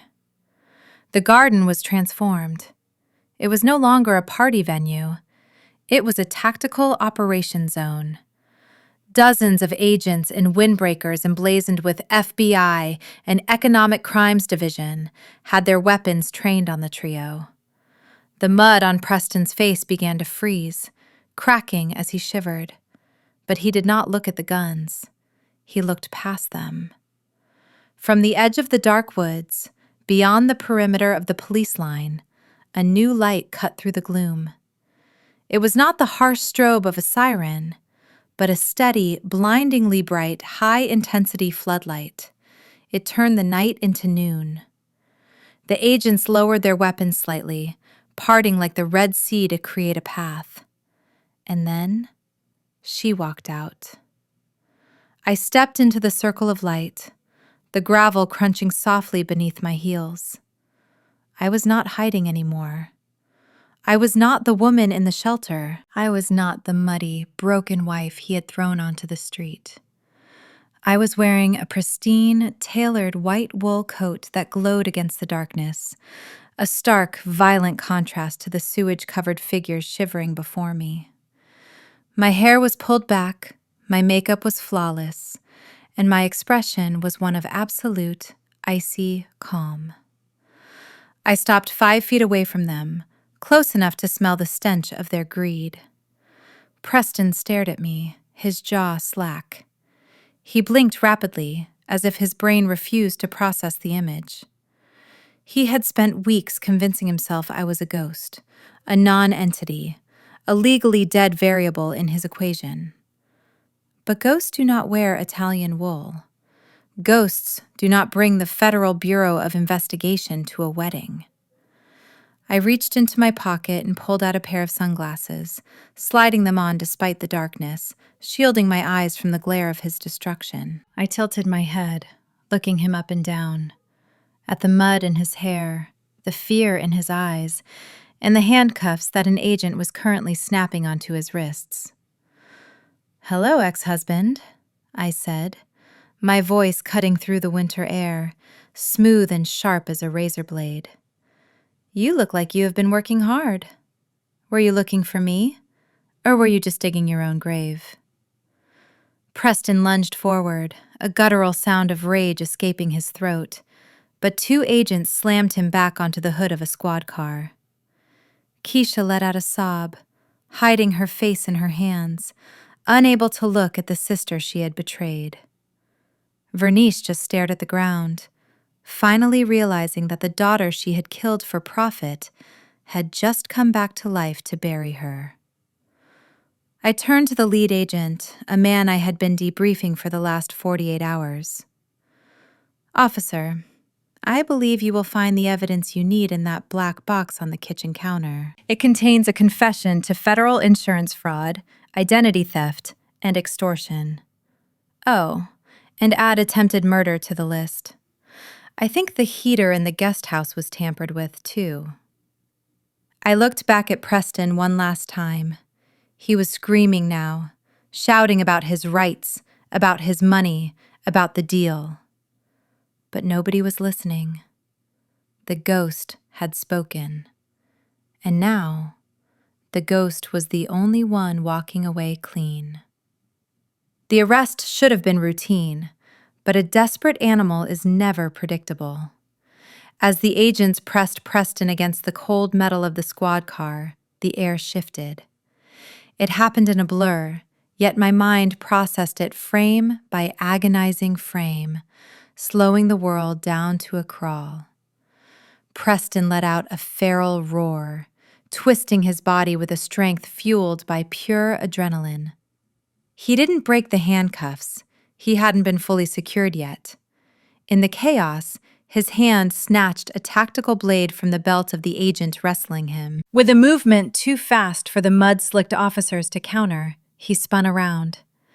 He didn't lunge for me. He lunged for the person closest to him.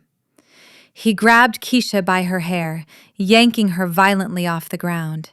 She screamed, a sound that tore through the night, but it was cut short as Preston pressed the serrated edge of the knife against her carotid artery. "Back off," he screamed, his voice shredding the silence. The agents froze, weapons raised, forming a tense semicircle around the maniac and his bride. I stepped back into the shadows, watching the scene unfold with a detached horror. Time seemed to suspend. I saw the steam rising from Keisha's terrified breath. I saw the whites of her eyes, wide and pleading, fixing on mine. For the first time, she wasn't looking at me with envy or contempt. She was looking at me like a little sister, realizing that the monster wasn't under the bed. He was holding her by the throat. "I am walking out of here," Preston spat, saliva flying from his mouth. "I am taking the car. I am taking the girl. If anyone follows me, I will paint this garden red. Do you hear me?" He began to drag Keisha backward toward the open driver's side door. Her feet scrambled uselessly in the sludge, her expensive dress ruined, her dreams of royalty reduced to being a human shield. Vernice let out a low moan from the ground, reaching a trembling hand toward them. But she was powerless. Preston was not bluffing. He had the eyes of a man who saw his own coffin and decided to fill it with company. But he had forgotten one variable.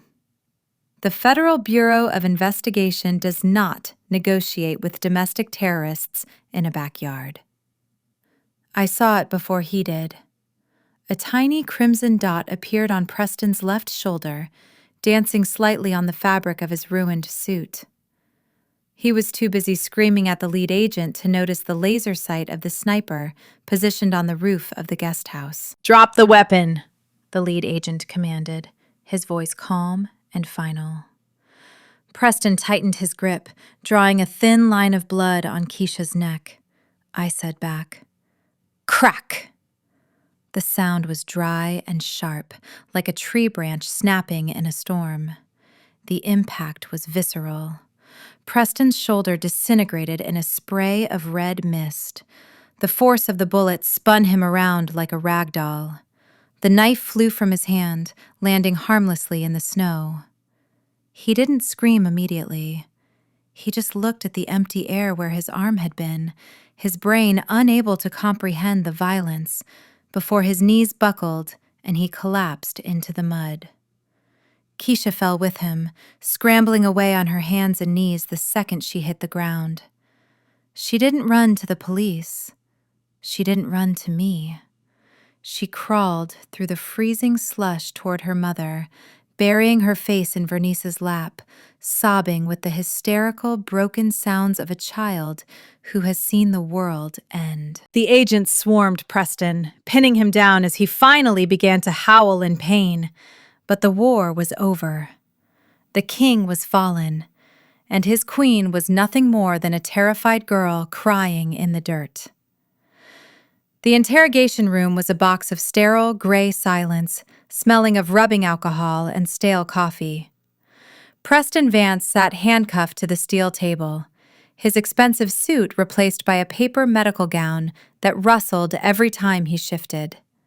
His left shoulder was heavily bandaged, a thick pad of gauze covering the sniper's work, but the pain in his eyes was not physical. It was the terrified calculation of a man realizing his life was over.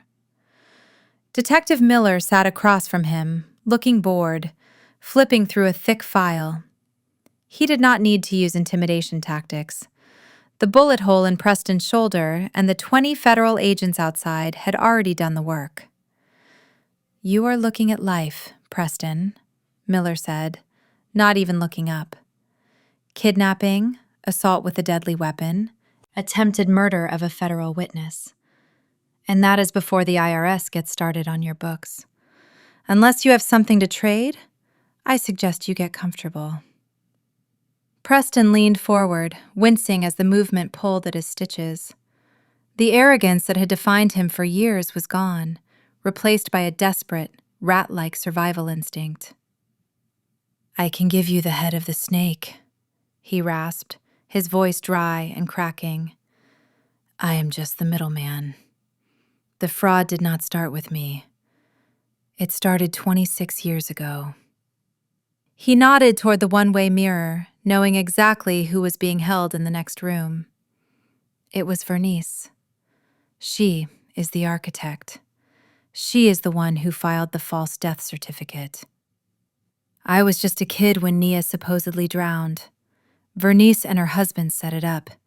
They took the insurance money. They built that house on blood money. When I found out, she begged me not to tell. She told me to marry Keisha. She said if I kept the secret, she would sign over the mineral rights. I watched from the observation room, standing in the shadows. It was a masterclass in cowardice. The man who had claimed to be the patriarch, the protector, was now serving up his mother-in-law on a silver platter to shave a few years off his sentence. He detailed every conversation, every bribe, every moment Vernice had prioritized her bank account over her daughter's existence. He painted her not just as an accomplice, but as the mastermind who had groomed him into the conspiracy. Miller wrote everything down, his pen scratching loudly against the paper. So you are saying Vernice Ward coerced you? Preston nodded vigorously, sweat dripping from his nose. Yes. She is the one who wanted the Florida condo. She is the one who told me Nia was a non-person. She said, and I quote, "Nobody cares about a dead girl." I was just trying to keep the family afloat. I turned away from the glass. Across the hall in interview room B, I knew Vernice was singing the exact same song, blaming Preston for corrupting her innocent family. They were no longer allies. They were hungry dogs in a pit, tearing each other apart to see who could climb out on top of the other's corpse. I had destroyed them without firing a single shot. I simply turned on the lights and let them destroy themselves. The conference room of the law firm was a sanctuary of silence, insulated from the chaos of the outside world by thick oak paneling and floor-to-ceiling bookshelves. Marcus sat at the head of the mahogany table, looking less like the scrappy public defender I had met in the shelter and more like the high-powered shark he had become. He placed a thick, leather-bound ledger in front of me. The cover was embossed with the seal of a bank that had ceased to exist in the 90s, having been acquired and merged into a financial titan. "Your parents were greedy, Nia," Marcus said, opening the ledger with a deliberate slowness. "But they were not students of estate law. And Preston? He was so focused on the minerals under the ground that he forgot to check the paper trail of the ground itself." He tapped a yellowed document pasted on the first page. "This is the last will and testament of Silas Ward. Your great-grandfather didn't trust your mother. He called her frivolous. So, he set up a generation-skipping trust. The deed to the land was just one part of the asset. The bulk of his wealth was in bonds and blue-chip stocks, designated for his great-grandchildren." I leaned forward, confused. "But if I was dead, wouldn't that money go to my next of kin? Wouldn't it go to my parents?" Marcus smiled, a predatory glint in his eyes. "That is the beauty of it. Silas added a dead hand clause. If the beneficiary dies before the age of 18, the funds do not revert to the parents. They freeze.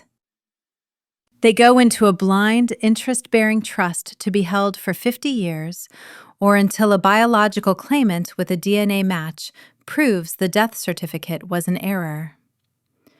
He spun the ledger around so I could see the bottom line. "When your parents filed that death certificate in 1998 to get the insurance payout, they inadvertently triggered the freeze. They locked themselves out of the real fortune. For 26 years, while you were living on a fake ID and Preston was scrambling for loans, this money was sitting in a dark account, untouched by taxes, fees, or withdrawals." He pointed to the number in the bottom right corner. It was a string of digits that made my head spin. It wasn't just a nest egg. It was an empire. "Compound interest is the eighth wonder of the world," Marcus whispered. "While they were treating you like a ghost, your ghost was getting rich. And here's the kicker. Preston couldn't touch this even if he knew about it. Because he married Nia Ward, the identity, the one created by the fake documents.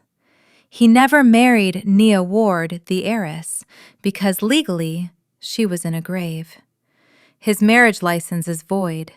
His claim to your assets is void." I stared at the number, feeling a strange weightlessness. Preston had destroyed my life to get $5 million. My parents had sold me for $500,000, and all the while, I had been sitting on a fortune that dwarfed them both, protected by the very lie they had told to exploit me. Marcus handed me a heavy fountain pen. "All we need is a cheek swab to prove you are the biological great-granddaughter of Silas Ward. Once the lab confirms it, the death certificate is annulled and the trust unlocks. You are not just free, Nia. You are the sole owner of everything: the land, the lithium, and the cash. You defeated them by doing absolutely nothing but surviving. I took the pen, my hand steady. I wasn't signing a deal. I was signing my resurrection. The cheek swab was innocuous. A simple cotton tip swirling against the inside of my mouth for 10 seconds was all it took to bridge the gap between 26 years of silence and the present day. I sat in the judge's chambers, a room that smelled of old leather and older laws, watching the lab technician seal the sample into a sterile plastic tube. This was the final hurdle. The physical evidence had put Preston behind bars, but this biology would set me free. For 3 days, I waited. I sat in Marcus's office, staring at the phone, wondering if my own blood would betray me. If the DNA degraded, if there was a mix-up, if the universe decided to play one last cruel joke, I would remain a ghost forever. But the universe was done laughing. We were summoned back to the courthouse on a rainy Thursday. Judge Harlan, a man with a face carved from granite, held the lab report in his hands. He looked at the paperwork filed by my parents in 1998, the faded, fraudulent death certificate that had erased a 4-year-old girl. Then he looked at me. He adjusted his glasses, clearing his throat with a sound that seemed to shake the room. "The genetic markers are conclusive," he stated, his voice devoid of emotion but heavy with authority. "The DNA sample provided by the plaintiff matches the genetic profile of the Ward family line with 99.9% accuracy. Furthermore, dental records retrieved from the archives match the childhood X-rays of Nia Ward." He picked up a heavy rubber stamp, the wood handle worn smooth by years of judgments. He hovered it over the death certificate, the document that had been my prison. With a definitive, resounding thud that echoed off the mahogany walls, he brought the stamp down. Null and void. The red ink bled into the paper, canceling the lie. He signed the order of resurrection with a flourish. As of this moment, the court recognizes the claimant as the living, breathing Nia Ward. All rights, privileges, and legal standings are hereby restored. Welcome back, Miss Ward. I let out a breath I felt like I had been holding since I was 4 years old. I wasn't just a body anymore. I was a citizen. I was a person.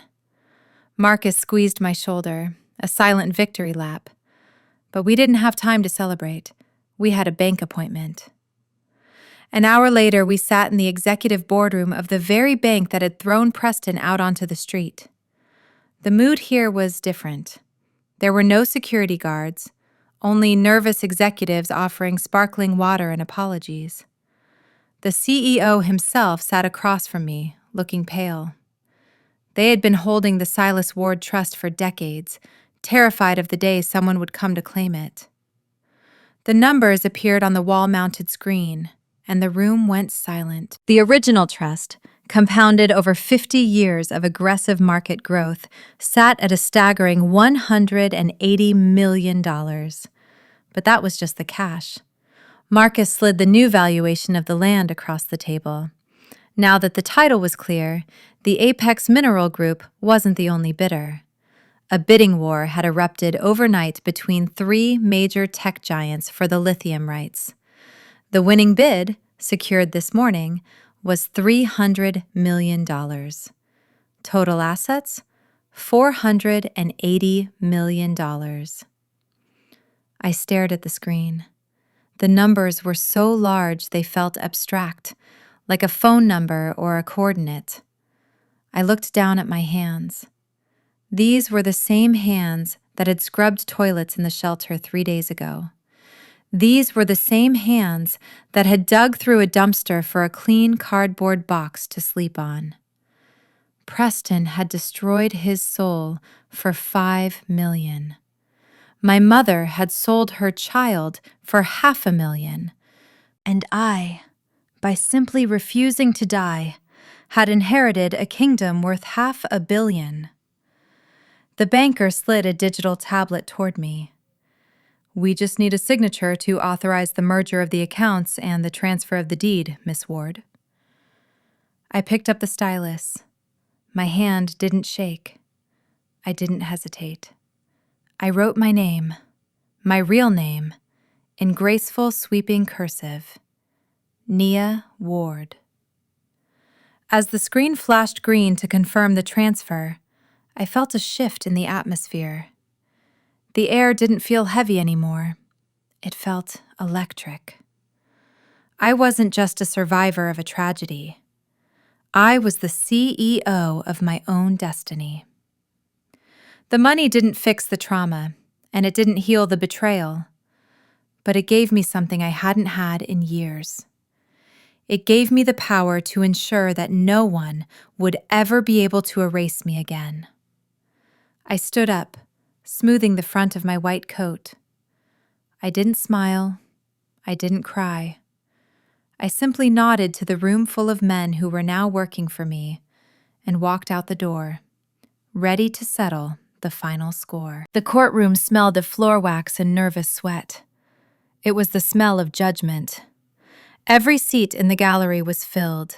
The press, the curious socialites who had attended the wedding, and the former business partners Preston had swindled were all there to witness the final act of the tragedy. I sat on the witness stand, elevated above them all, wearing a sharp navy blazer that cost more than the car I was living in a month ago. My hands rested calmly on the wooden railing. I did not fidget. I did not cry. I was the calm eye of the hurricane that was tearing the Ward family apart. Preston sat at the defense table. He looked like a shadow of the man he used to be. The bespoke suits were gone, replaced by a bright orange federal jumpsuit that washed out his complexion. His arm was in a sling, strapped tight against his chest, a permanent reminder of the sniper's bullet that had ended his reign. He refused to look at me.